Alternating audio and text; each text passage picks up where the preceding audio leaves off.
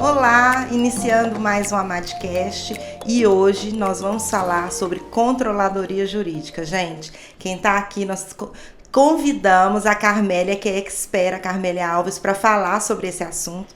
E eu vou tirar, particularmente, todas as minhas dúvidas. Bem-vinda, Carmélia. Obrigada pelo convite. Antes da gente iniciar, até para a nossa audiência te conhecer mais, saber do seu trabalho, conta um pouco da sua carreira, Carmélia, e como que você chegou nessa parte de gestão, de controladoria. Vamos lá, Ana, eu falei que quando eu completasse mais de 10 anos de formada, né, que eu ia parar de contar.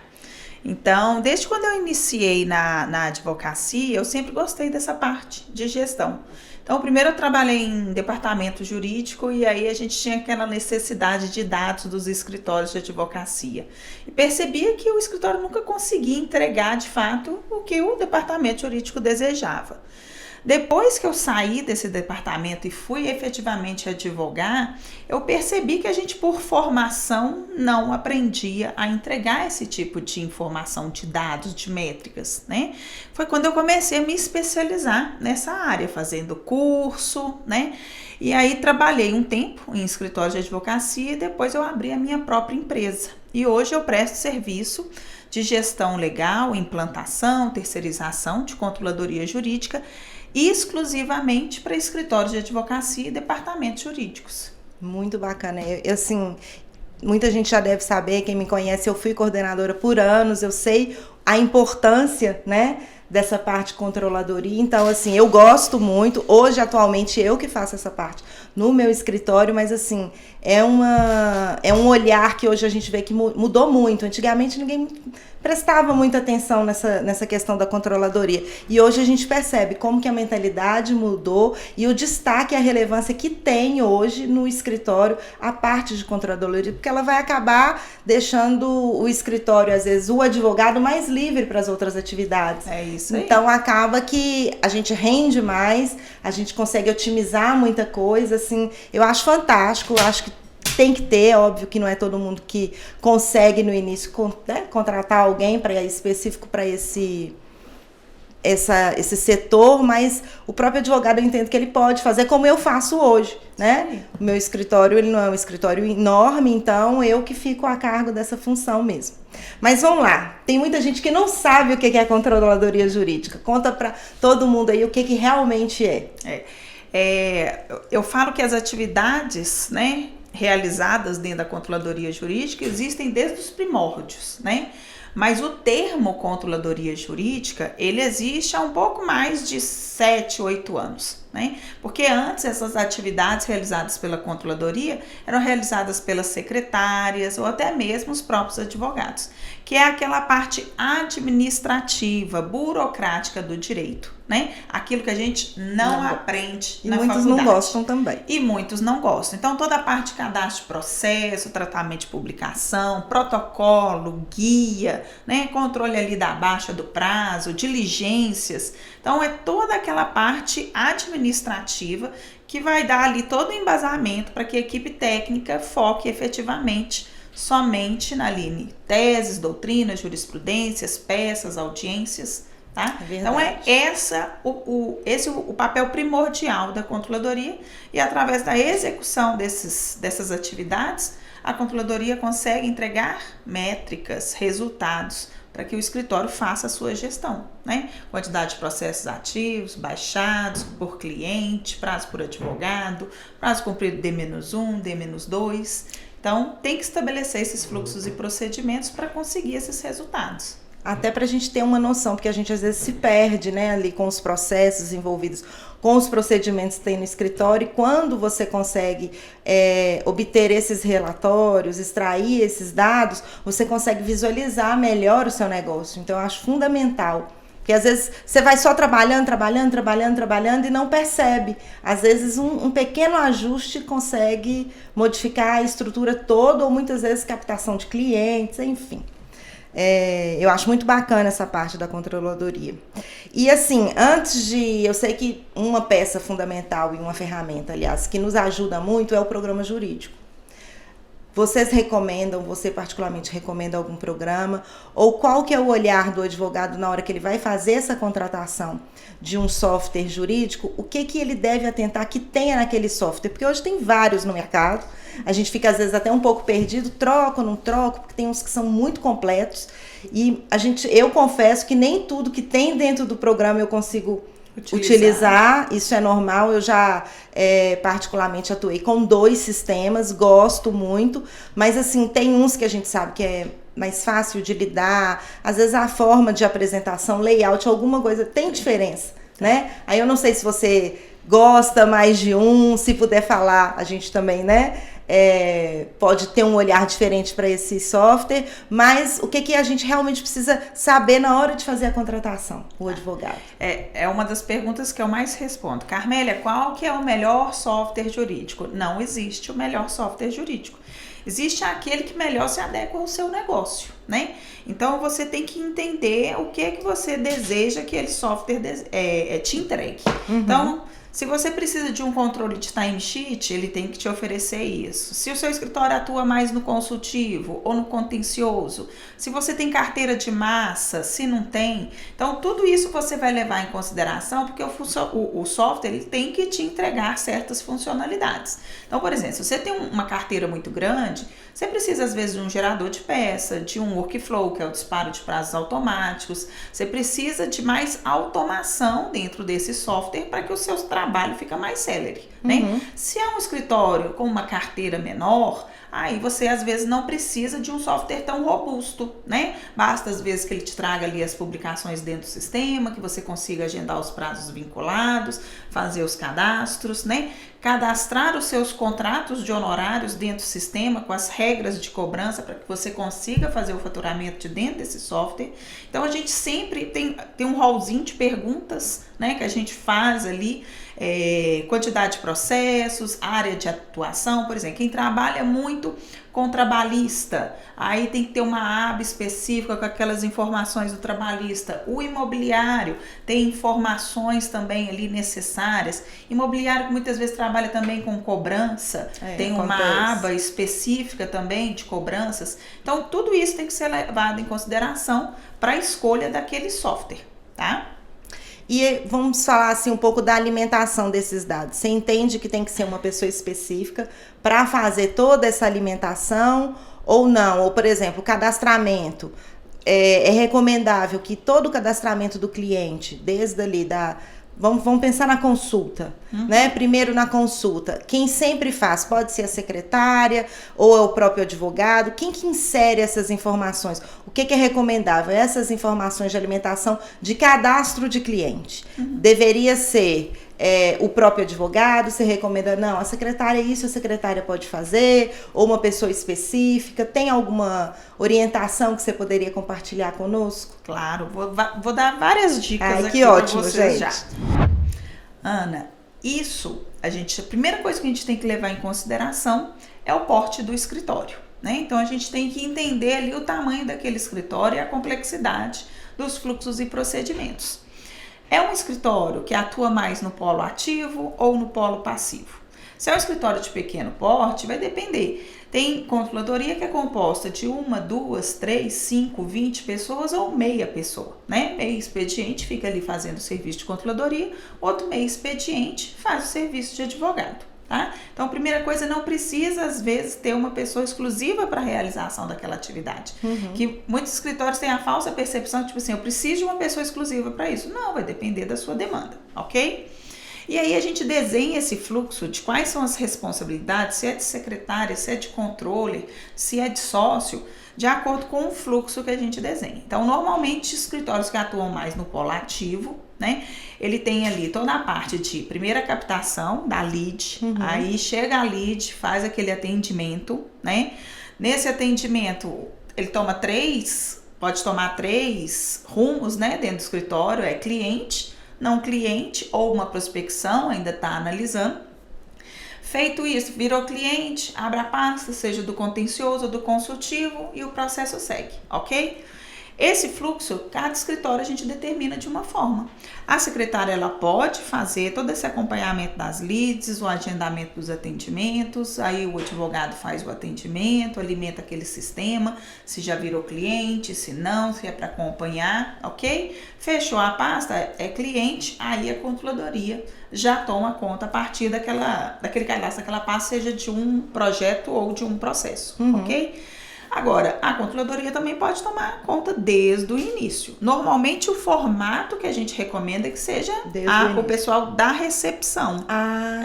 O pessoal da recepção. Pode fazer que faz aquela lead, então, a execução desse trabalho. Mas a controladoria é que vai fazer toda a gestão disso. Então, é a controladoria que diariamente vai tirar um relatório para ver ali daquelas leads, que virou cliente, não cliente ou prospecção, para ver se tem algum atendimento em aberto que não foi fechado com a classificação de forma correta, tá? Quantos processos ou projetos derivaram daqueles atendimentos. Então, assim, pode ter a pessoa na secretária, né, fazendo esse fluxo do atendimento, mas a controladoria tem que efetivamente fazer o controle, porque é ela que vai entregar para os sócios, para o comitê de sócios, aquelas informações que eles desejam, tá?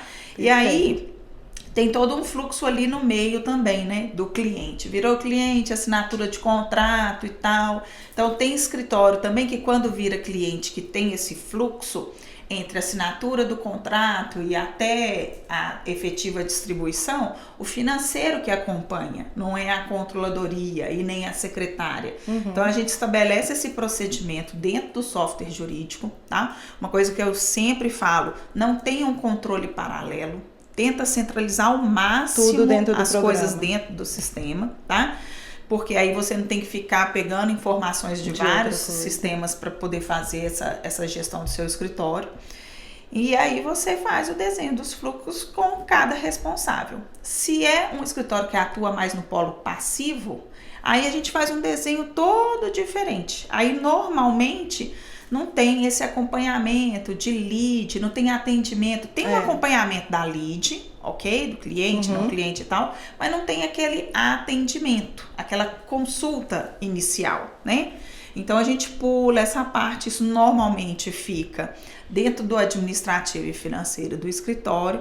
Depois que fechou o contrato, aí que a controladoria entra, fechou o contrato, cadastrou o cliente lá no financeiro, aí é que passa para a controladoria, já com as regras de cobrança daqueles contratos. A controladoria tem que saber valor de contratos? Não tem que saber.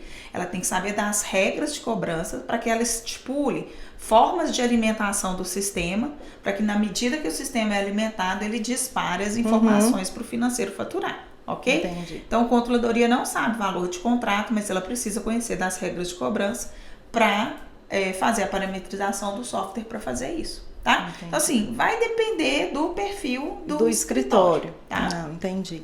E outra coisa, assim, que você pode compartilhar conosco, alguma dica no procedimento, eu mesmo...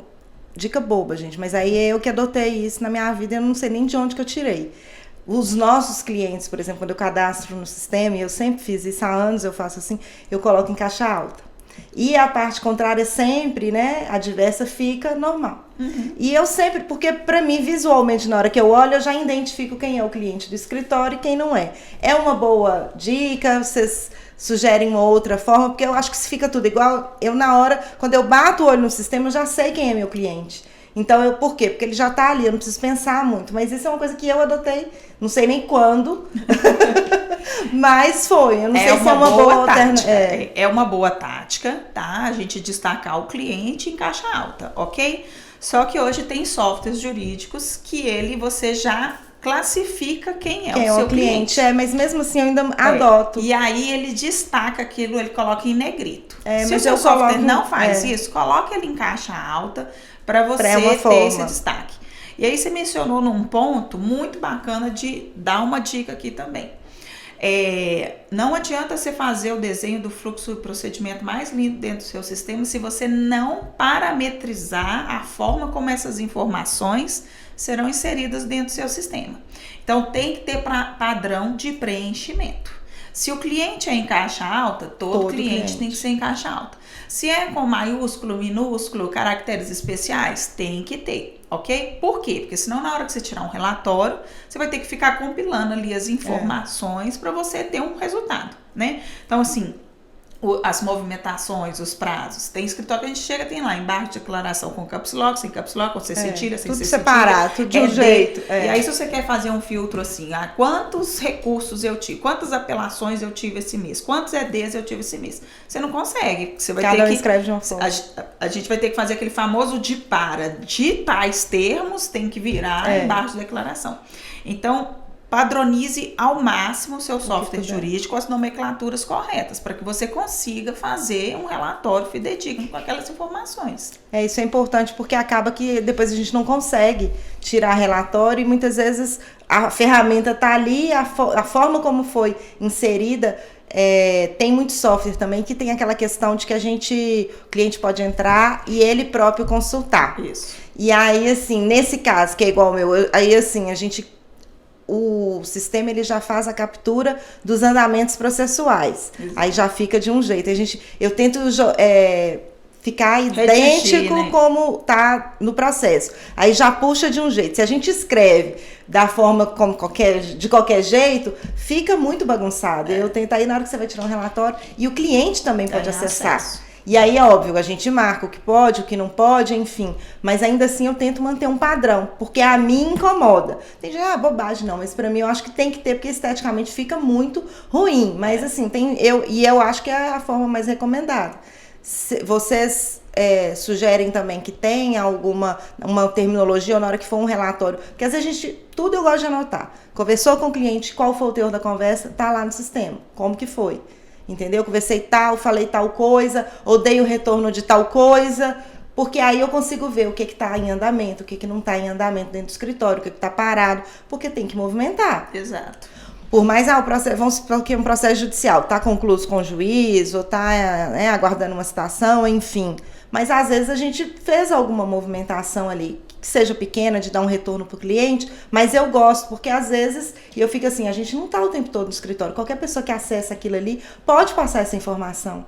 Então, acho que acaba que facilita até para o cliente. Ele não conseguiu falar com a pessoa responsável, ok, mas se não conseguiu, consegue falar com o substituto que pode ali passar essa informação. Ter um acesso à informação. Então, assim, acho que faço da forma correta. Isso aí. Eu não gosto muito desses softwares jurídicos que te traz os andamentos processuais e que você não trata esses andamentos processuais.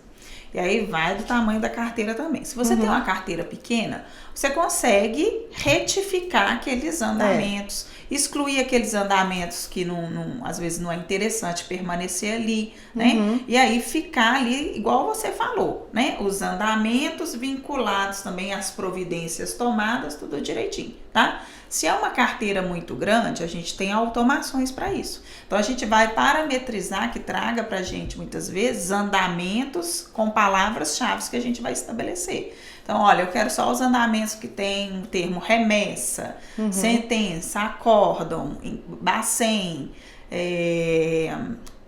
a gente arquivamento, baixa, né? Porque aí ele vai me trazer aqueles andamentos para que não fique ali sujo, né? O andamento que não é relevante. Exato. E aí não precisa de mexer muito, não tem que ficar higienizando muito ali. E o advogado só vai inserir naqueles de tratamento mesmo, de procedimentos realizados com o cliente. Essa dica é uma dica importante, porque às vezes a gente deixa o andamento lá e muitas vezes você pode dar realmente uma limpeza mesmo. Você usou o termo correto. E de momento ideal? Tem muita gente que, meu escritório é pequeno, ainda não é o momento de eu fazer a contratação de uma controladoria ou de uma pessoa para fazer essa execução. Existe o momento ideal? O que você pensa a respeito? Não existe momento ideal, né? Existe sim, retifico, existe, né? Você formou sociedade individual, você já faz os procedimentos de controladoria jurídica. Você não precisa ter uma área de controladoria jurídica. Você precisa realizar as atividades relacionadas à controladoria jurídica, estabelecer fluxos e procedimento para isso. Então, você já é uma sociedade individual, você tem ali 20 processos, você já tem que ter, no mínimo, uma planilha de Excel, onde você vai colocar ali todos os seus processos ativos, né? Onde você vai colocar ali os prazos, na medida que as publicações vão saindo e tal. Então, você tem que ter um procedimento para a realização daquelas atividades. Hoje tem software jurídico de graça. Então, por mais que você tenha 20 processos, você pode usar esse software jurídico. Depois, se você crescer, você vai adquirir um software pago e faz a migração, muitas vezes, desses dados para outro sistema, tá? Então, assim, não tem porte de tamanho para ter controladoria jurídica. Como eu te falei, tem escritório, eu já fiz implantação de controladoria jurídica num escritório que tinha o sócio, o estagiário e a secretária. E a secretária era controller, ela que fazia todo esse controle efetivamente da controle. Ela que recebia as publicações, ela que agendava os prazos. Olha. Como, Carmélia, que uma pessoa que não tem conhecimento técnico consegue fazer serviço de controladoria jurídica? Porque a parte que envolve a análise jurídica, muitas vezes a gente lança um prazo para o advogado para que ele valide as recomendações da controladoria jurídica. A gente faz uma planilhinha de prazos padrões de acordo com cada tipo de publicação. Se é uma sentença da Justiça Comum, se é uma sentença do Juizado Especial, se é uma sentença da Justiça do Trabalho, o que você vai lançar?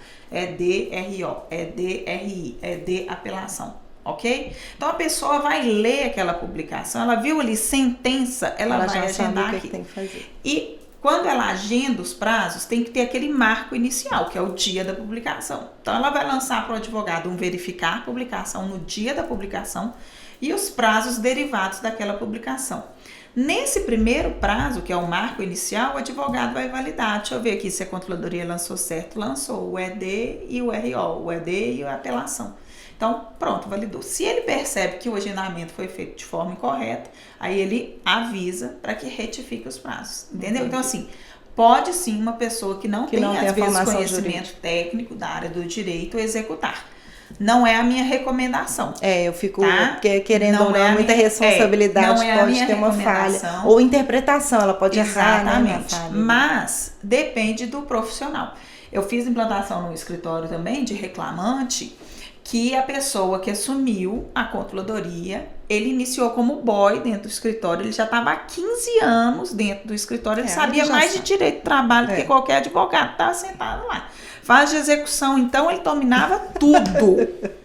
Ele sentou e fez, ele conseguia dialogar com os advogados, argumentando o porquê de cada coisa ali. Então, aí é a experiência. Nesse caso, beleza, entendeu? Tudo bem. Agora, não dá para pegar uma pessoa que nunca teve contato com o processo. Aí não fica dá. mais difícil. Entendeu? Fica bem complicado, inclusive.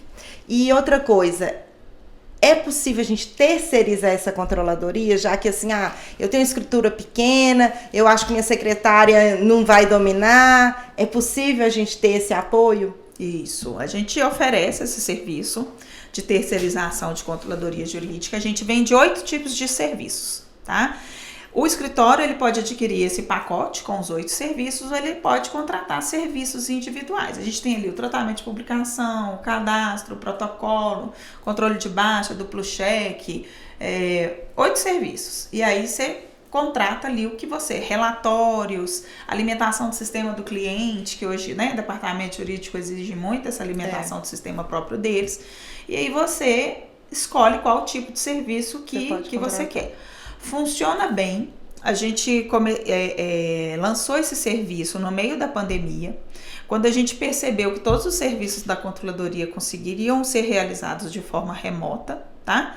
E segundo, que o mercado não tem profissionais, né, adequados para a realização dessas atividades, porque, de novo, por formação, a gente não tem para executar esses trabalhos. A gente forma para ser advogado ou concurso público. E é para advogar mesmo, assim, conduzir o processo, não é nem para advogar. Não é nem às vezes para montar o escritório, sócio, não. Porque a gente sai sem saber fazer uma planilhinha de Excel de noção receita, zero. despesa e o que sobrou para mim. Noção zero. Nem isso. Então, assim, por formação, nós advogados não saímos prontos para fazer esse serviço de controladoria jurídica, ok?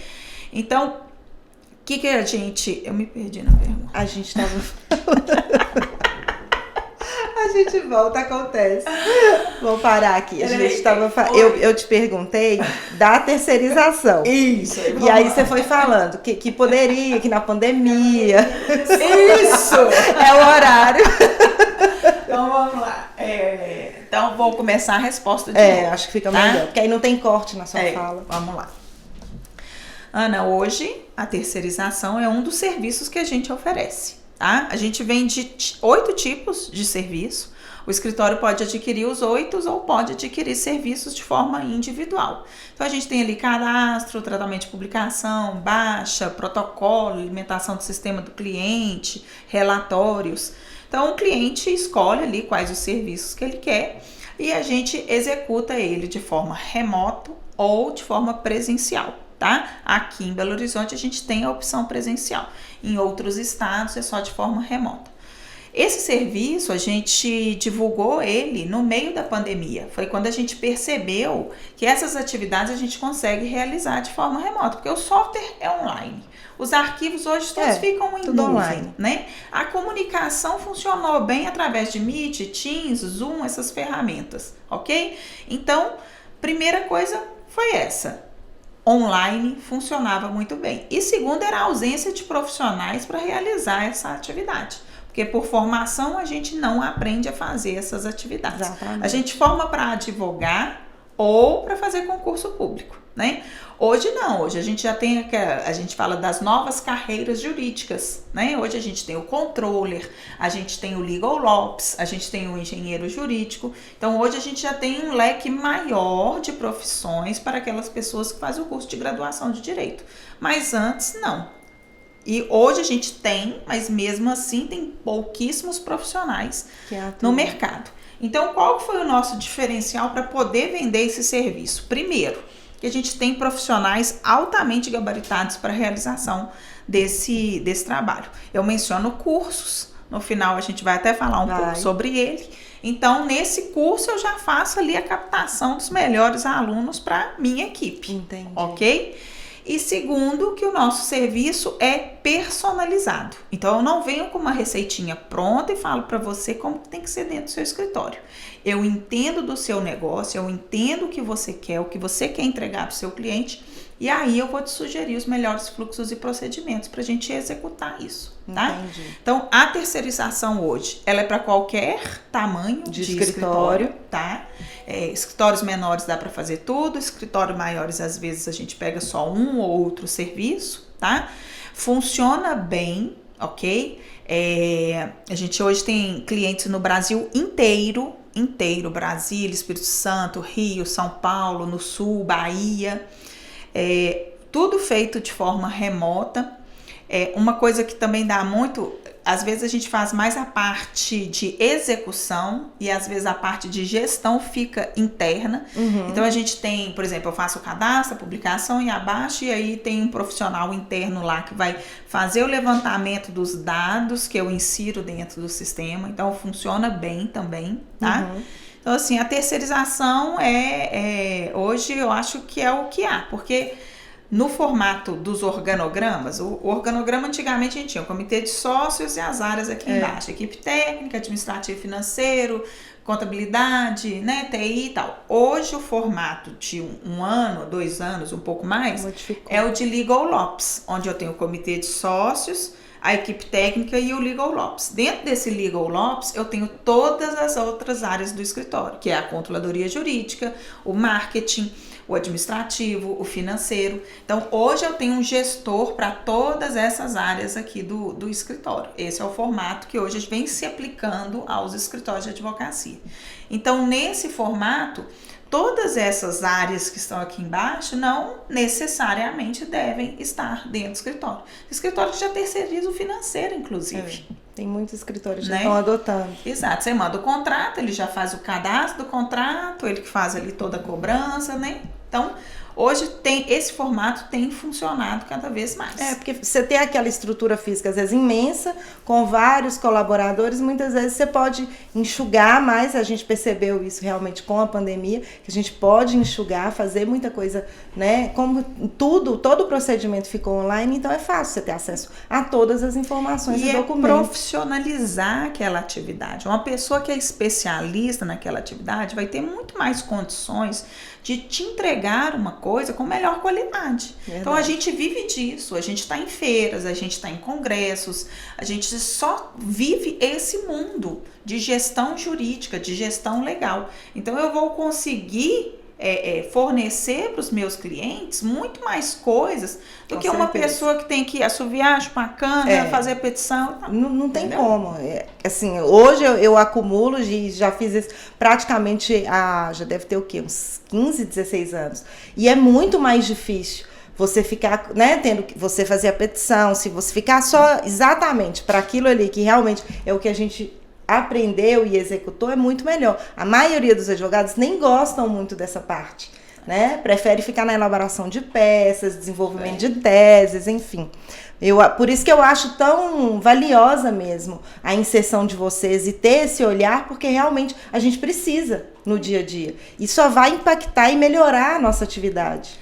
Ana, e vou destacar aqui para vocês outra dica. Hoje, os escritórios de advocacia vendem a controladoria jurídica como uma área do escritório. Hoje, controladoria jurídica é uma área como civil, trabalhista, como um diferencial, né? Por quê? Quando eu vou vender o meu escritório para o meu cliente, eu falo, olha, me dá aqui seu processo, me dá aqui sua ação. Porque além de eu ter profissionais gabaritados na parte técnica para execução do seu trabalho, eu tenho uma controladoria que vai te entregar relatórios a tempo e modo, que vai fazer todo o duplo cheque desses procedimentos, que vai fazer, né, seu atendimento, que vai te fornecer ali o andamento dos seus processos a tempo e modo. Então, ele vende esse serviço.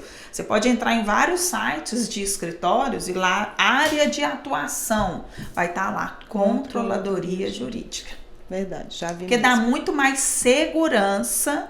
Passa para o cliente uma organização. Então, acaba que ele... Nossa, então ele fica um pouco mais tranquilo também. E cliente, muitas vezes, ele é carente, né? E o advogado não consegue entregar. Às vezes a gente não consegue atender.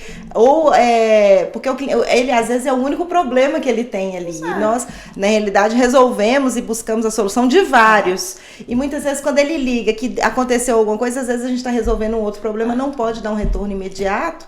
E aí, tendo essa questão, já nem precisa. Isso aí. Porque acaba que o cliente já meio que ele se sente muito mais acolhido, muito mais importante dentro do seu escritório. Estão realmente cuidando do meu caso. Exato. Eu falo que a controladoria é o saque, né?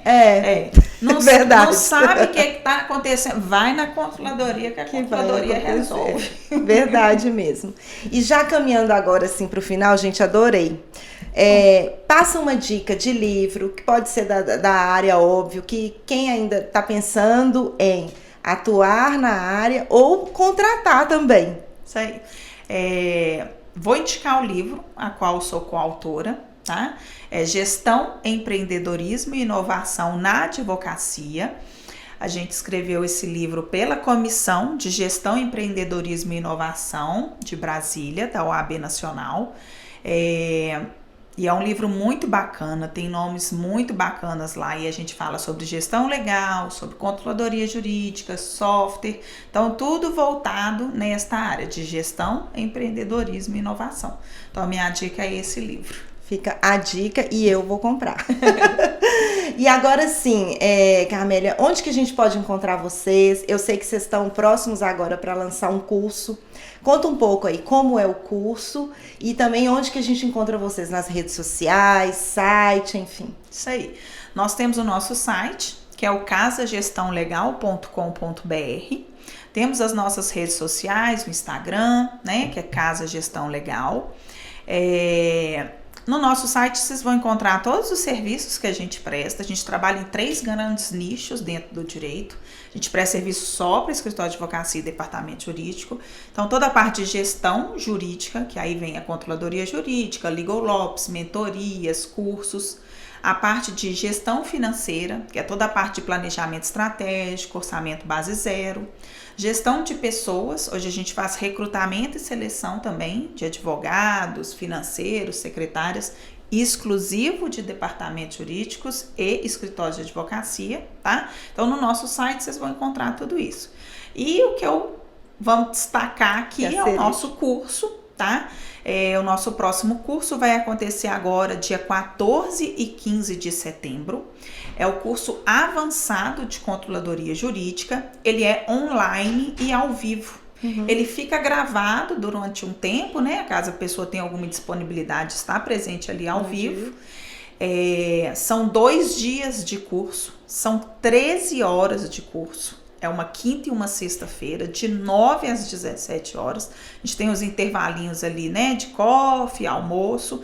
Mas é um curso que você aprende muito a parte teórica, mas muito a parte também prática, tá? Então, a gente entra em softwares. Eu vejo dentro dos participantes quais são os softwares mais utilizados. A gente simula fluxos dentro do software. A gente faz apresentação em BI, a gente faz desenhos de fluxo nos diagramas, que é no Visage que eu indico. Então, assim, é um curso muito prático também, tá? Então, a gente faz relatórios, eu falo também nesse curso sobre legal ops, tá? Então, é um curso muito bacana. O público-alvo desse curso são profissionais que não têm experiência em controladoria jurídica e quer aprender do começo, do zero. E também para aqueles profissionais que sabem, mas querem se atualizar, tá? Porque eu dou dica de softwares de captura de intimação, de robozinhos, de automação, de inteligência artificial. Então, no curso é tanto para formação do profissional de controladoria jurídica, quanto a manutenção daquele profissional que já atua, tá? Gente, fica a dica. As inscrições é feita pelo nosso site, é só entrar no casagestãolegal.com.br, tem lá o curso avançado de controladoria jurídica. Tá? Então, aproveita. Esses cursos são feitos trimestralmente. Então, quem não fizer agora em setembro, só em dezembro que vai ter nova oportunidade. Fica a dica né? Porque às vezes, como vai ficar disponível o nosso episódio, se você estiver escutando ou assistindo após setembro, não deixem, fiquem ligados, porque dezembro certamente terá um novo curso. Exato. Gente, adorei. Queria te agradecer, Carmélia, pela sua disponibilidade de vir, de compartilhar seu conhecimento, sua experiência aqui conosco, doar seu tempo e depois te convidar para você retornar para mais dicas, compartilhar também conosco. E é isso, gente, ficamos por aqui. Não deixem de acompanhar a AMAD nas redes sociais, lembrando que os nossos episódios sempre vai ao ar todas as quartas-feiras ao meio-dia, no Spotify e no YouTube. Até mais. Muito obrigada.